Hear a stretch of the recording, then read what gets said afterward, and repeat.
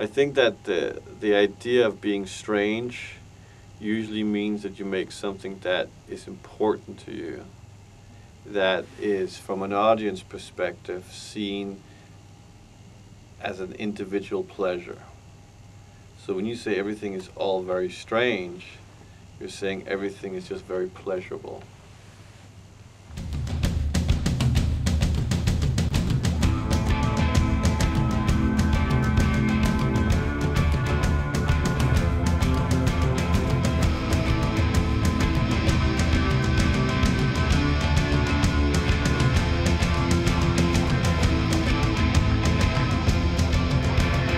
Well, I think that what made the Pusher film possibly work was that they weren't about crime, which so many films are and television is, but they're about people in a criminal environment, which is very different. I struggle a lot in Denmark with my movies, you know, both by the critics and by the public, you know.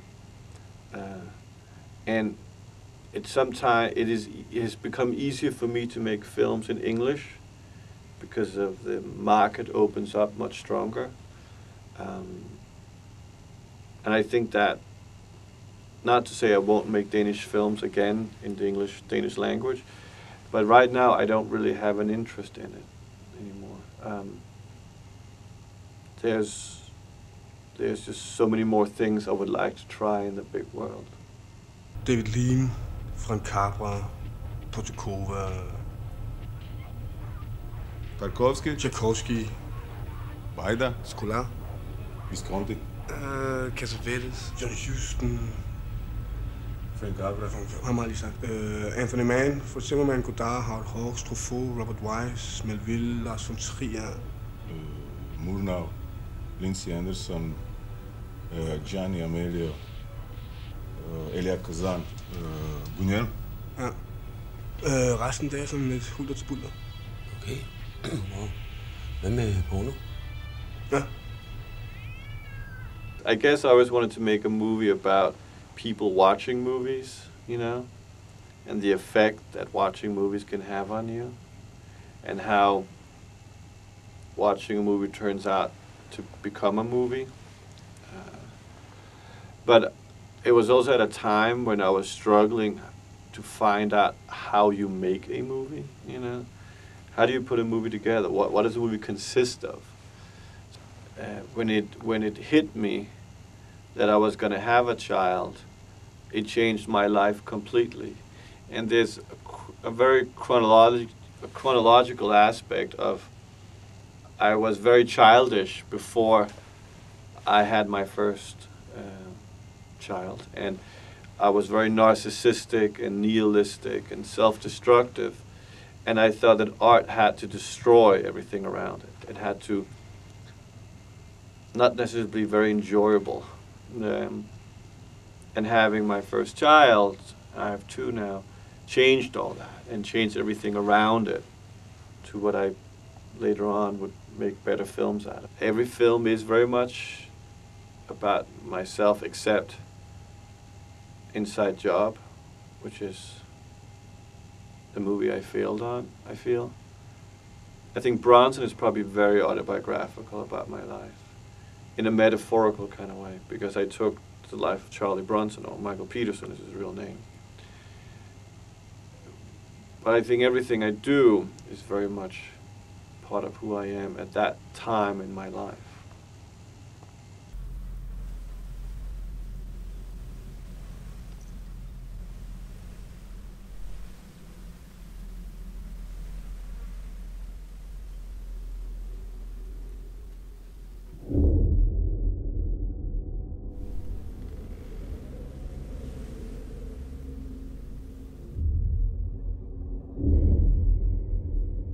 I mean, originally you were right, it was going to be much more traditional. It was going to be, you know, handheld, very much like Pusher style, you know, Pusher / 1100s Viking drama with Mads Mikkelsen playing a mute Viking and had all those elements. But it changed a lot, and one of the things that changed was that I realized physically I couldn't shoot the movie like that. It was just impossible, because of the surroundings where I wanted to shoot.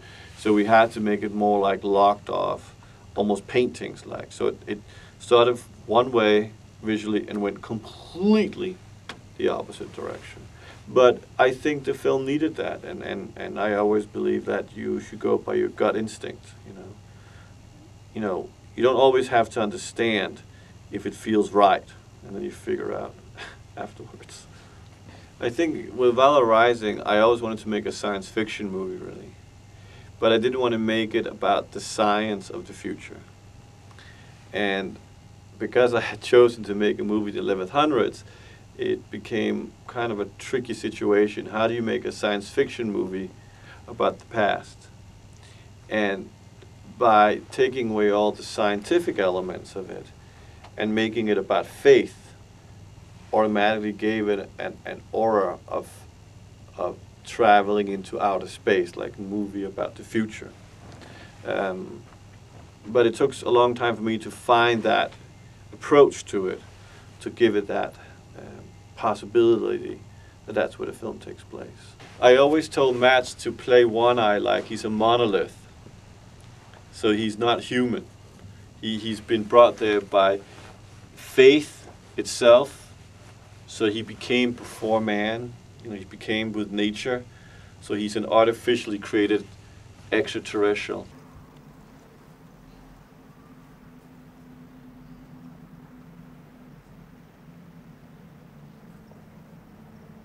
My original plan was that I would put the whole movie onto the internet and then people can cut their versions of it. And I probably will do that because I have that in my rights, I think, because I own the movie. I just have to get around to it. But because I've gone to America and made another movie, it's going to take me at least a year before I have all that ready. But I would love the idea that you can go online and you can take all the rushes and just cut your own version of the film. I mean, I know Kraftwerk is planning on when they die to put all their original tracks online as well, so you can just grab it and do what you want. But I think it's a very creative forum to work in. It's a little more difficult when you make commercial movies because of all the goddamn contracts you have to fill out, and you would need to make sure that a movie has played its time before you can actually do it. You know, but I certainly will do it. I also plan to put my other films online. I have all the original materials for some of the other movies. That it's just a matter of time before I just put it on the internet and people can just like start cutting it. Il y a des films qui cherchent le public à arriver à la troisième dimension, bombe-toi, pour t'avoir et te satisfaire ton goût. Et quand il satisfait, comme les chocs de titane par exemple, il satisfait ton goût, mais tu restes pareil. Tu passes un formidable moment et après tu oublies, parce qu'il n'y a rien. Et il y a des autres films très peu, presque aucun, parce qu'il y a quelques peu de génie et beaucoup d'imitateurs. Ce sont des films qui t'attirent. Tu dois faire un effort pour rentrer dans les films. Qu'est-ce qu'il a voulu dire? Et tu ne sais pas clairement parce qu'il ne s'adresse pas seulement à ta conscience quotidienne, il s'adresse à ton inconscient. Et il te respecte parce qu'il te prend comme un être complet. Il ne te méprise pas comme la 3D et tout ça, c'est connard. Sino qu'il te respecte, il pense que toi tu penses, que toi tu ressens, que tu as une intuition, que tu as un inconscient plein. Et alors, tu dois recréer toi son film et te dire, j'ai vu ça. Qu'est-ce que c'est? C'est la recherche des trésors perdus, c'est aller vers le royaume de la mort, c'est se trouver. Qu'est-ce que j'ai vu? Et il va te rester dedans et tu vas jamais l'oublier. Et ça, c'est lui. Et j'ai beaucoup admiré, c'est très difficile à admirer parce que je suis égomaniaque, je m'admire à moi-même, mais je l'admire. Vraiment, il a dit qu'il était influencé par moi. Il a dit que si je fais un prochain film, je serai influencé par lui. Parce que c'est l'unique de tout, actuellement, de toute la cinématographie actuellement, c'est l'unique réalisateur qui est en train de faire un cinéma comme il faut le faire. Amour au cinéma, amour à l'œuvre, personnalité, dire ce qu'on veut, ne pas être lâche, mais en même temps, il sait faire parce qu'il t'annonce les films et tu vas penser que tu vas voir un film de violence ou un film de guerre, de héros mythologiques, et après tu te trouves là, pris dans les pièges. Yeah. C'est ça ma présentation. Alors, je les salue.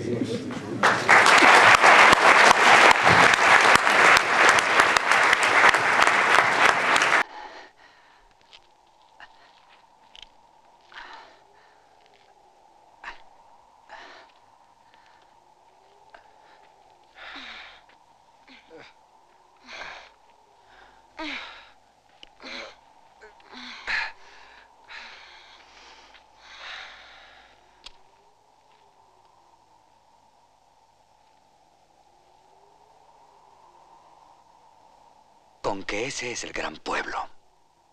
Oh, I mean, come on. Avril Jodorowsky is probably the greatest filmmaker of the kind of films that I make, you know. I mean, starting with there's a lot of El Topo in Valhalla Rising. I mean, I think El Topo is the main inspiration for that movie, you know. That and Dumbo, you know, the cartoon. I think that his movie, The Holy Mountain, when I saw that, I remember thinking, my God, is that what movies can do? I never knew that, you know. And in the late 80s and early 90s, when it was still VHS, you know, we were always on the hunt to get a copy of El Topo. I mean, forget about Holy Mountain, because that was so far off the radar, you could only read about that movie. But there was all these rumors that in America that there was these bootlegs around with El Topo on, and I remember even buying like a 5th, 10th generation of El Topo, but I never got it from a private collector.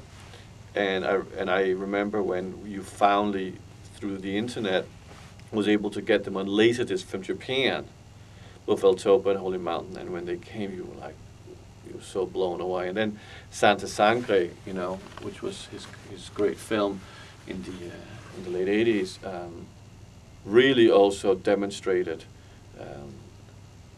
a powerful creative force, you know. And when I spent time with him here Friday at his house, I became so envious of him, because I saw all the comic books that he does, and I wish that I had the same opportunities that he has to indulge himself in many different art forms. So I would say that, I mean, Jodorowsky is one of the major forces behind, you know, creative filmmaking. You know.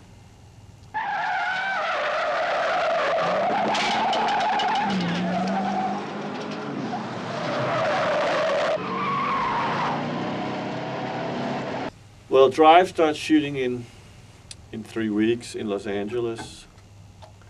It stars Ryan Gosling and Carey Mulligan and a few other people, and it's an action film, but it's the way that I would like to do an action movie. So you will see it next year.